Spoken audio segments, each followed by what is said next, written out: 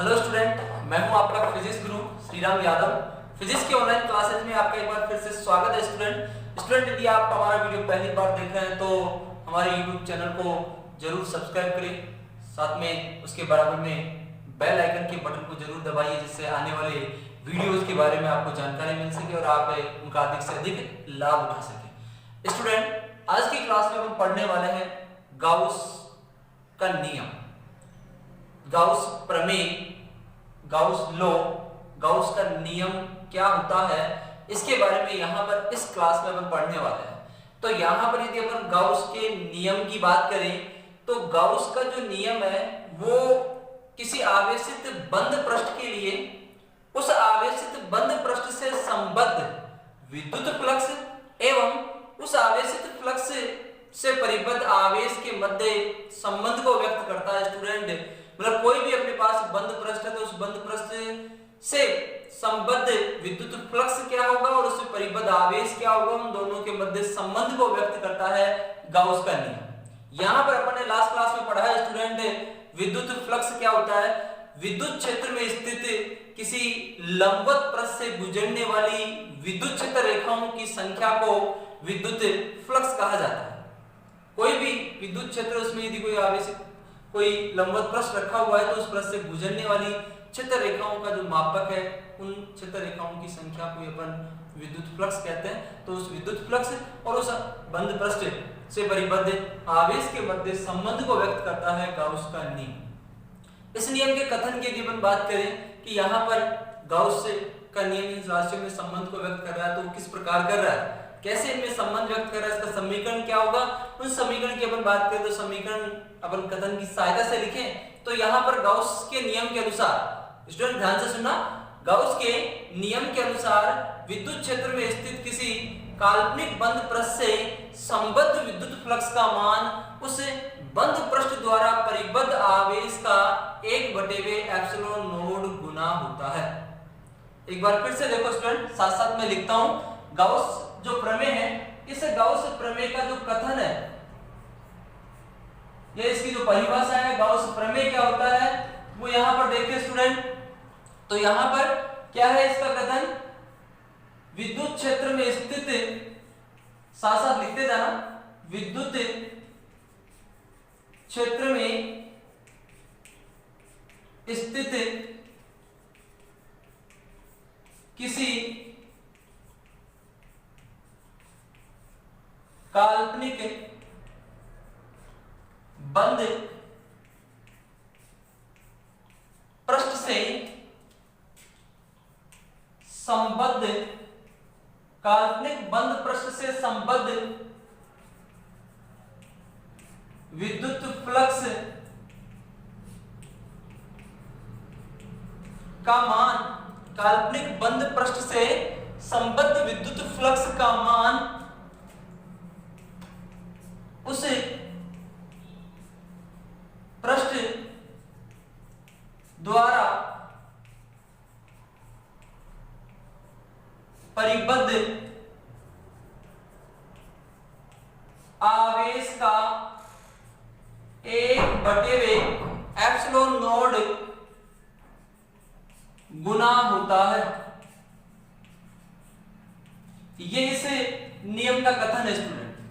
फिर से देखो एक बार, गाउस के नियम के अनुसार विद्युत क्षेत्र में स्थित किसी काल्पनिक बंद पृष्ठ से संबद्ध, विद्युत क्षेत्र में कोई वास्तविक पृष्ठ नहीं ले रहे, अपने एक काल्पनिक पृष्ठ की बात कर रहे हैं, कोई भी काल्पनिक बंद पृष्ठ, उस काल्पनिक बंद पृष्ठ से संबद्ध विद्युत फ्लक्स का जो मान है वो उस बंद पृष्ठ द्वारा परिबद्ध आवेश का 1/ε0 गुना होता है।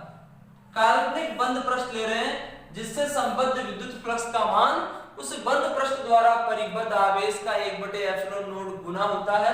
अर्थात समीकरण के रूप में, गणितीय रूप में यदि इसे लिखा जाए तो गणितीय रूप में गाउस के नियम के अनुसार phi e, विद्युत फ्लक्स को अपन phi e से व्यक्त करते हैं। तो यहाँ पर phi e बराबर स्टूडेंट लिखा जा सकता है बंद पृष्ठ द्वारा परिबद्ध आवेश एवं 1/ε0 का जो गुणनफल है वो विद्युत फ्लक्स के बराबर होता है। तो यहाँ पर फाई ई बराबर स्टूडेंट लिख सकते हैं यहाँ पर क्यू अपॉन एप्सिलॉन नोड। यहाँ पर क्यू उस बंद पृष्ठ द्वारा परिबद्ध आवेश है, या फिर स्टूडेंट इसे अपन लिख सकते हैं फाई ई बराबर सिग्मा क्यू बटे वे एप्सिलॉन नोड। यहां पर सिग्मा क्यू है क्योंकि यहां पर जो बंद पृष्ठ है उस बंद पृष्ठ में कोई एक ही आवेश हो, ये कोई जरूरी नहीं है।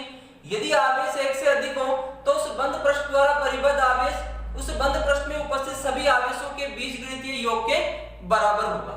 अर्थात यहां पर जो सिग्मा क्यू है, इस सिग्मा क्यू के स्थान पर या इसका जो अर्थ है वो अर्थ है सिग्मा क्यू बराबर उस बंद पृष्ठ में उपस्थित सभी आवेशों का बीजगणितीय योग। तो यहाँ पर बंद पृष्ठ में कोई जरूरी नहीं है कि एक आवेश क्यू है उसमें एक से अधिक आवेश भी उपस्थित हो सकते हैं। तो उस अवस्था में उस बंद पृष्ठ द्वारा परिबद्ध आवेशों का बीजगणितीय योग करना है अपने को। तो यहाँ पर गाउस के नियम के अनुसार स्टूडेंट अपने को समीकरण मिल रहा है विद्युत फ्लक्स का, क्या मिल रहा है फाई ई बराबर Q upon epsilon naught. Phi E यहाँ पर विद्युत फ्लक्स है, तो यहाँ पर इस गाउस के नियम को विद्युत फ्लक्स के समाकल के पदों में यदि अपन व्यक्त करें तो यहां पर फाई ई विद्युत फ्लक्स अपन ने पढ़ा है जो विद्युत क्षेत्र एवं क्षेत्रफल सदिश के अदिश गुणनफल के रेखा समाकल के बराबर होता है। तो यहां पर फाई ई बराबर समाकलन E डॉट dA बराबर Q upon epsilon node. Gauss के नियम के अनुसार फाई E का जो मान है वो ये भी लिखा जा सकता है। यहाँ पर फाई E विद्युत फ्लक्स लास्ट क्लास में अपन ने इसके बारे में पढ़ा था, देखना एक बार आप। फाई E बराबर समाकलन E डॉट dA देखिए चुंबकीय से सॉरी विद्युत क्षेत्र का जो रेखा समाकल है, इस रेखा समाकल का मान फाई के बराबर है। तो फाई बराबर यहाँ पर ये मान में निकाला जा सकता है। तो यहाँ पर स्टूडेंट अपना टॉपिक है गाउस का नियम, आसान सी परिभाषा इसकी एक बार फिर से देखना। गाउस के नियम के अनुसार विद्युत क्षेत्र में स्थित किसी काल्पनिक बंद पृष्ठ से संबद्ध विद्युत फ्लक्स का मान उस बंद पृष्ठ द्वारा परिबद्ध आवेश का 1/वे एप्सिलॉन नोड गुना होता है। समझ गए स्टूडेंट? अर्थात पाई का जो मान है वो Q अपॉन एप्सिलॉन नोड के बराबर होता है। तो स्टार्टिंग में मैंने बताया कि यहाँ पर गाउस का जो नियम है वो बंद पृष्ठ से संबद्ध विद्युत फ्लक्स और उससे परिबद्ध आवेश के मध्य संबंध को व्यक्त करता है। एप्सिलॉन नोड यहाँ पर निर्वात की विद्युतशीलता है जो कांस्टेंट है। तो यहाँ पर एप्सिलॉन नोड निर्वात की विद्युतशीलता का मान 8.85 गुना 10 की power minus 12 newton metre square प्रति coulomb square, sorry student coulomb square प्रति न्यूटन मीटर स्क्वायर यहां पर इसका मान है। तो यहां पर निर्वात की विद्युतशीलता कांस्टेंट है, तो इसका मतलब यहां पर किसी बंद पृष्ठ के लिए उससे परिबद्ध आवेश की मात्रा अपने को ज्ञात है, तो उस बंद पृष्ठ से संबद्ध विद्युत फ्लक्स का मान कितना होगा वो ज्ञात कर सकते हैं। या फिर बंद पृष्ठ द्वारा संबद्ध विद्युत फ्लक्स का मान अपने को पता है तो उस बंद पृष्ठ में परिबद्ध आवेश की मात्रा ज्ञात की जा सकती है।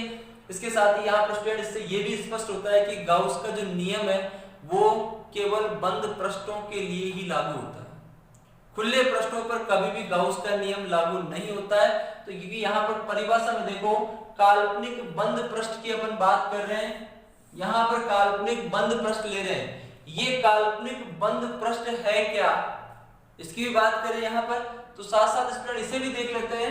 ये काल्पनिक जो बंद पृष्ठ है, इस काल्पनिक बंद पृष्ठ को यहाँ पर स्टूडेंट अपन बोल रहे हैं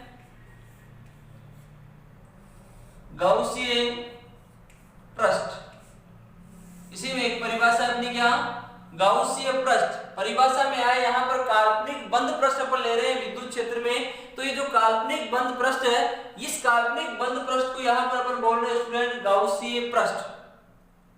तो यहाँ पर गाउसीय पृष्ठ होता क्या है इसकी बात भी कर लें। तो गाउसीय पृष्ठ एक बंद पृष्ठ होता है, एक ऐसा बंद पृष्ठ, परिभाषा देखें तो गाउसीय पृष्ठ एक ऐसा बंद पृष्ठ होता है जिसमें आवेश वितरण के चारों ओर का एक ऐसा क्षेत्रफल, एक ऐसा स्थान जहां पर विद्युत क्षेत्र का मान एक समान होता है। क्योंकि यहाँ पर जो विद्युत क्षेत्र होगा वो किसी न किसी आवेश वितरण द्वारा उत्पन्न होगा। वो रेखीय आवेश वितरण भी हो सकता है, वो पृष्ठीय आवेश वितरण भी हो सकता है, और वो आयतन आवेश वितरण भी हो सकता है।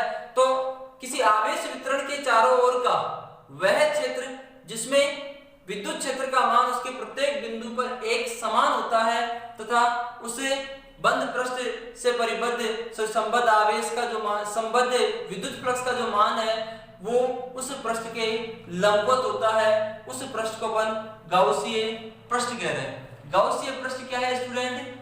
परिभाषा क्या है इसकी? गाउसीय पृष्ठ क्या है? गाउसीय पृष्ठ क्या है इसकी बात करें तो यहां पर किसी आवेश वितरण के चारों ओर, किसी आवेश वितरण के चारों ओर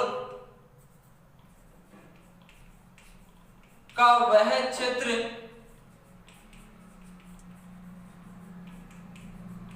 जिसमें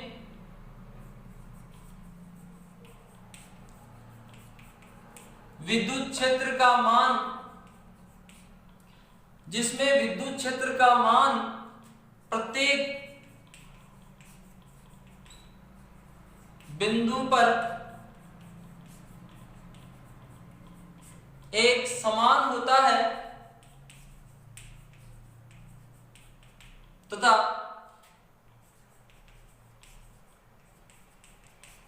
बंद पृष्ठ से संबद्ध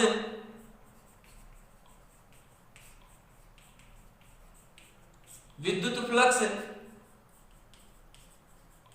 सदैव पृष्ठ के लंबवत होता है, उसे गाउसीय पृष्ठ कहते हैं। यह है यहां पर गाउसीय पृष्ठ की परिभाषा। क्या है गाउसीय पृष्ठ?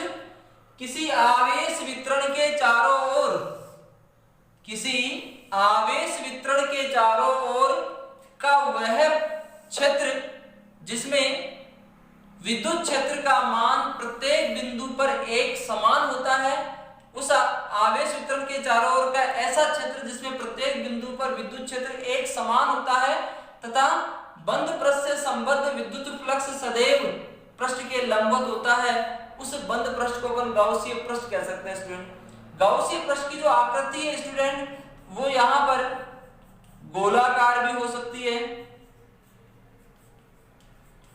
बेलनाकार भी हो सकती है, परवलयाकार भी हो सकती है, या कोई स्वैच्छिक आकृति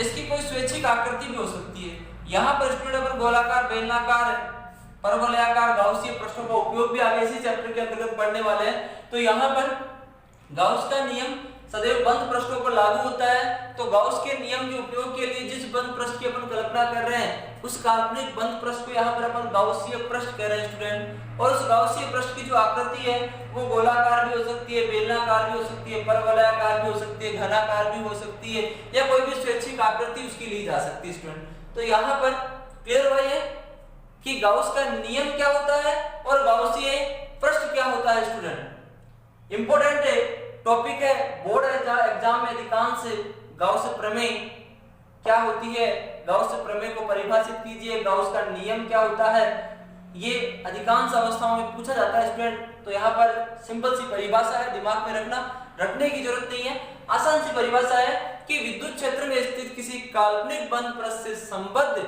विद्युत फ्लक्स का मान उस बंद पृष्ठ द्वारा परिबद्ध आवेश का 1/ε नोड गुना होता है।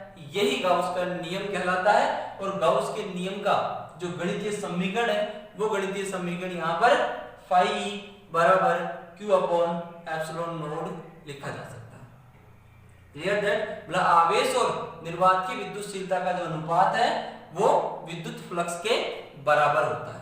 और इसके साथ ही अपन ने गाउस के नियम के अध्ययन के लिए उस काल्पनिक बंद पृष्ठ की कल्पना की थी। उस काल्पनिक बंद पृष्ठ को अपन क्या कह रहे हैं, गाउसीय पृष्ठ कह रहे हैं। तो यहाँ पर गाउस का नियम क्लियर हुआ स्टूडेंट। इसके बाद में यहाँ पर अगले टॉपिक की अपन बात करें, गाउस का नियम समझ में आ गया।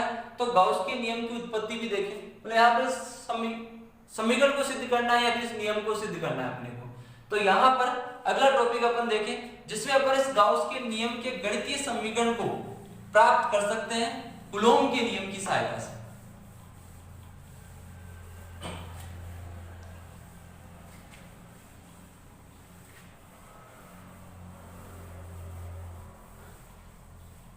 तो स्टूडेंट अगला टॉपिक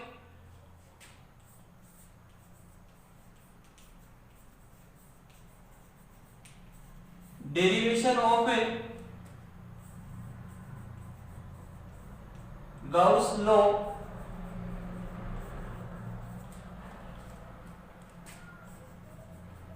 by using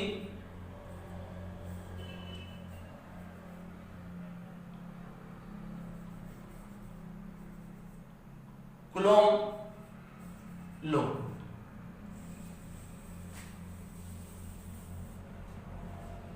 कूलॉम के नियम की सहायता से, कूलॉम के नियम की सहायता से गाउस के नियम की उत्पत्ति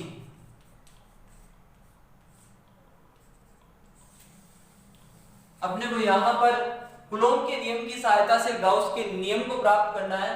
तो यहां पर टॉपिक की अपन बात करें तो इस टॉपिक के अंतर्गत अपने को बंद पृष्ठ की कल्पना करनी होगी कि गाउस का जो नियम है केवल बंद पृष्ठों पर ही लागू होता है। तो यहाँ पर इसके लिए अपन ने कोई भी एक स्वैच्छिक आकृति स्टूडेंट ली है, अपने को गाउस का नियम सिद्ध करना है, फाई बराबर क्यू अपॉन एप्सिलॉन नॉट होता है। इस समीकरण को सिद्ध करना है जिसमें अपने को कूलॉम के नियम का उपयोग करना है। समझ गए स्टूडेंट। तो यहाँ पर कूलॉम के नियम की सहायता से गाउस के नियम की उत्पत्ति देखें। तो उसके लिए स्टूडेंट यहाँ पर अपन को एक स्वैच्छिक पृष्ठ ले रहे हैं, कोई भी अपना एक स्वैच्छिक बंद पृष्ठ हो सकता है। इस प्रकार का अपन ने कोई बंद पृष्ठ ले लिया, ठीक है, क्योंकि गाउस का नियम केवल बंद पृष्ठों पर ही लागू होता है। तो बंद पृष्ठ के लिए वो समीकरण ज्ञात करना है। तो यहाँ पर अपन ने कोई स्वैच्छिक बंद पृष्ठ ले लिया। इस स्वैच्छिक बंद पृष्ठ में कोई बिंदु O है, इस बिंदु O पर एक आवेश रखा हुआ है Q। समझ गए, यानी इस बंद पृष्ठ से परिबद्ध आवेश अपन ने क्या ले लिया, बंद पृष्ठ से परिबद्ध आवेश Q है जो बिंदु O पर स्थित है। ठीक है, यहां पर इसे बिंदु O से r दूरी पर, बिंदु O से r दूरी पर इस बंद पृष्ठ पर अपन ने एक क्षेत्रफल पृष्ठ लिया है जिसका क्षेत्रफल ds है। यहां पर ये बिंदु P ले लिया अपन ने, इस बंद पृष्ठ के ऊपर बिंदु P ले लिया।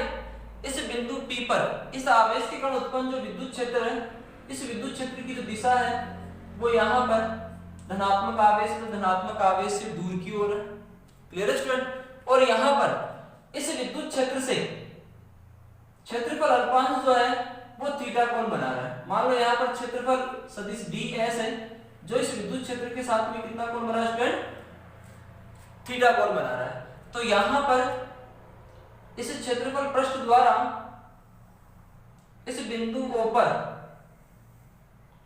बनने वाला ये कोण घन कोण कहलाता है, जिसे अपन d ओमेगा से व्यक्त कर सकते हैं। घन कोण यहाँ पर किसी क्षेत्रफल पृष्ठ द्वारा किसी बिंदु पर बनने वाला जो कोण है उस कोण को अपन घन कोण कह रहे हैं। तो यहाँ पर इस बिंदु O पर इस क्षेत्रफल ds द्वारा बनने वाला जो कोण है वो अपन ने d ओमेगा मान लिया। क्लियर है। तो यहाँ पर अपने पास आवेश क्या है स्टूडेंट, Q।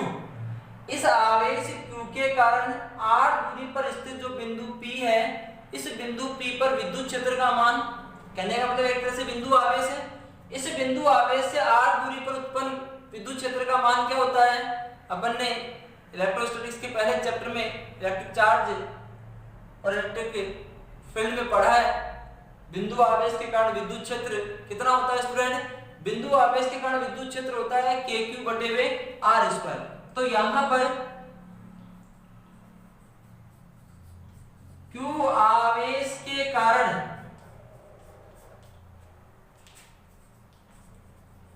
बिंदु P पर विद्युत क्षेत्र जो कूलॉम के नियम की सहायता से अपन ने लास्ट लेसन में पढ़ा था, कितना होगा स्टूडेंट?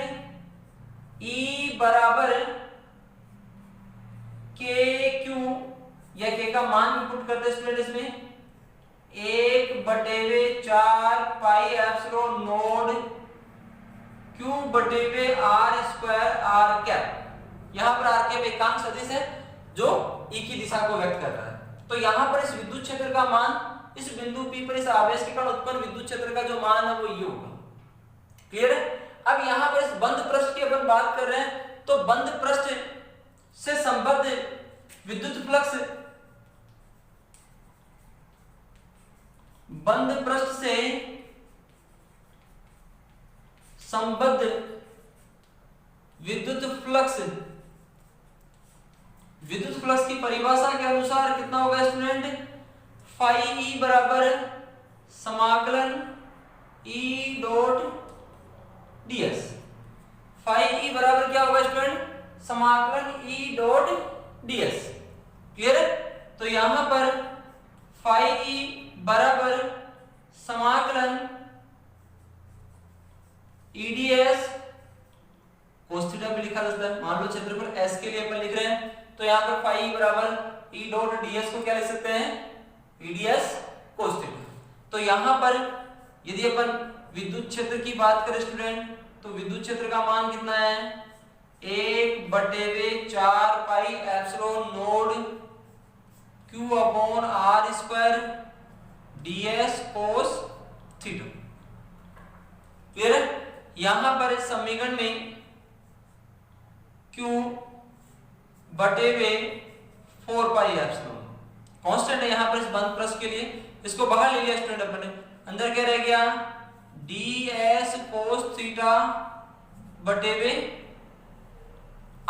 यहां पर अंदर शेष रह गया। यहां पर जो ds cos थीटा r² है, यहां ds cos थीटा r² बराबर d ओमेगा, जिसे घन कोण कहते हैं, लिखा जा सकता है। तो घन कोण की परिभाषा के अनुसार इसे क्या लिख सकते हैं अपन? d omega. तो क्या रह गया स्टूडेंट शेष? अपने पास शेष रह गया फाई ई बराबर Q/4 पाई एप्सिलॉन नॉट समाकलन d ओमेगा।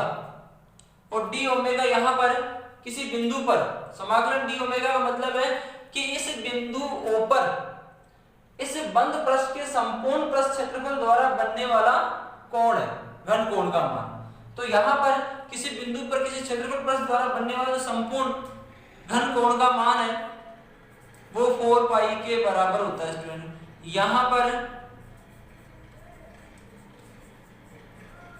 घन कोण समाकलन d ओमेगा का जो मान है स्टूडेंट वो कितना होगा?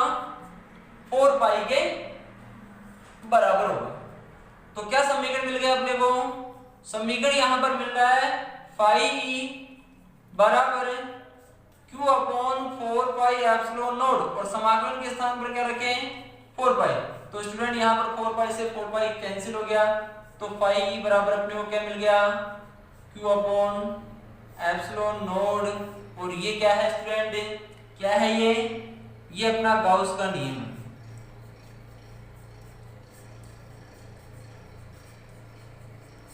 यही गाउस का नियम है स्टूडेंट। तो यहां पर कूलॉम के नियम की सहायता से गाउस के नियम को सिद्ध करना है अपने को। तो गाउस के नियम को सिद्ध करने के लिए अपन ने एक स्वैच्छिक बंद पृष्ठ ले लिया और इस स्वैच्छिक बंद पृष्ठ के लिए अपन ने विद्युत फ्लक्स का मान ज्ञात कर लिया। इस स्वैच्छिक बंद पृष्ठ के लिए विद्युत फ्लक्स का जो मान है वो गाउस के नियम द्वारा दिए गए विद्युत फ्लक्स के मान के तुल्य मिल रहा है। इस आधार पर यहाँ पर गाउस के नियम की उत्पत्ति की जा सकती है। Clear that? स्टूडेंट इसका स्क्रीनशॉट ले लीजिए, साथ साथ उतार लिया तो ठीक है, नहीं तो इसकी फोटो या स्क्रीनशॉट ले लीजिए। अब यहाँ पर टॉपिक था अपना गाउस का नियम। गाउस का नियम यहाँ पर पूरा होता है स्टूडेंट। गाउस का नियम अपन ने समझ लिया, गाउसीय पृष्ठ अपन ने पढ़ा, गाउस के नियम की उत्पत्ति अपन ने पढ़ी कि गाउस के नियम को कैसे सिद्ध किया जाता है। गाउस के नियम को सिद्ध कीजिए, गाउस के नियम की उत्पत्ति को समझाइए, कूलॉम के नियम की सहायता से गाउस के नियम को समझाइए। तो यहाँ पर ये टॉपिक पूरा हो रहा है। अब यहाँ पर गाउस के नियम पर आधारित एक क्वेश्चंस की बात करें स्टूडेंट, न्यूमेरिकल यहाँ पर साथ साथ थोड़ा थोड़ा लेते चलते हैं जिससे वो भी क्लियर होता चले, क्योंकि बोर्ड एग्जाम में वो भी एक इंपॉर्टेंट टॉपिक है। बोर्ड एग्जाम में आपके न्यूमेरिकल्स आते हैं।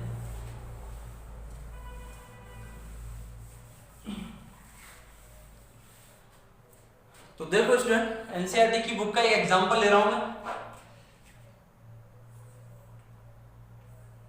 0.03 मीटर त्रिज्या के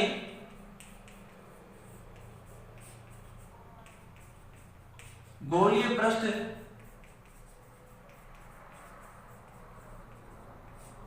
से परिबद्ध आवेश यहां पर स्टूडेंट अपने को दिया हुआ है 7.6 माइक्रोकूलम। इतना आवेश उस गोलीय पृष्ठ से परिबद्ध है। तो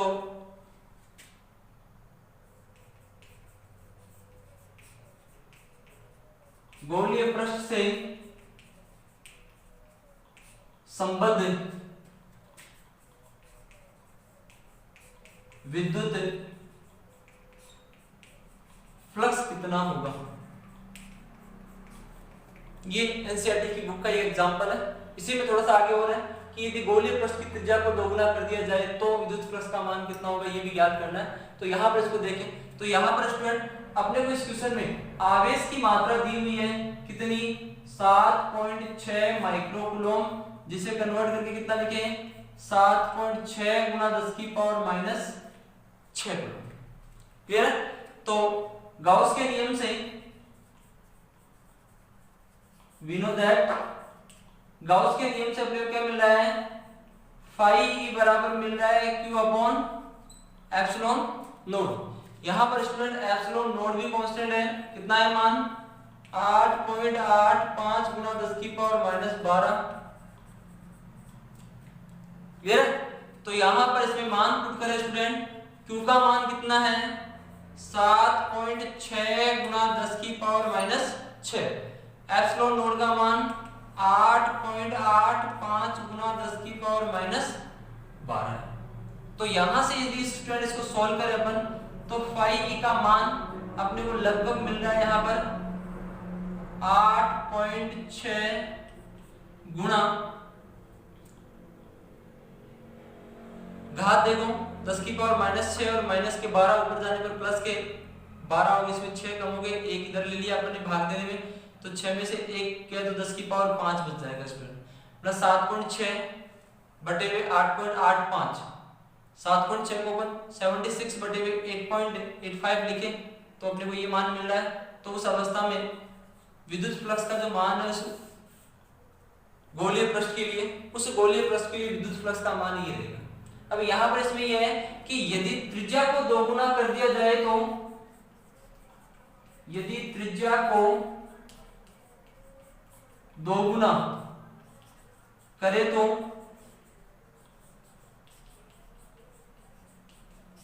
विद्युत फ्लक्स कितना होगा स्टूडेंट।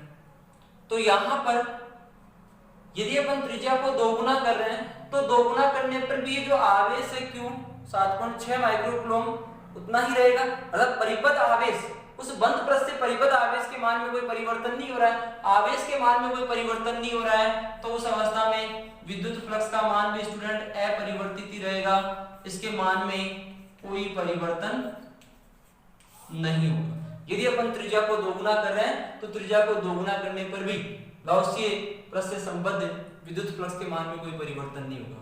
तो आज की क्लास में स्टूडेंट अपन ने पढ़ा गाउस का नियम, इसकी उत्पत्ति। तो आशा करता हूँ आपको समझ में आया होगा। यदि फिर भी आपको कोई डाउट है तो आप एक वीडियो के कमेंट बॉक्स में जरूर अपने डाउट को शेयर कीजिएगा। और अभी तक यदि आपने हमारे चैनल को सब्सक्राइब नहीं किया तो स्टूडेंट एक बार जरूर सब्सक्राइब कीजिए।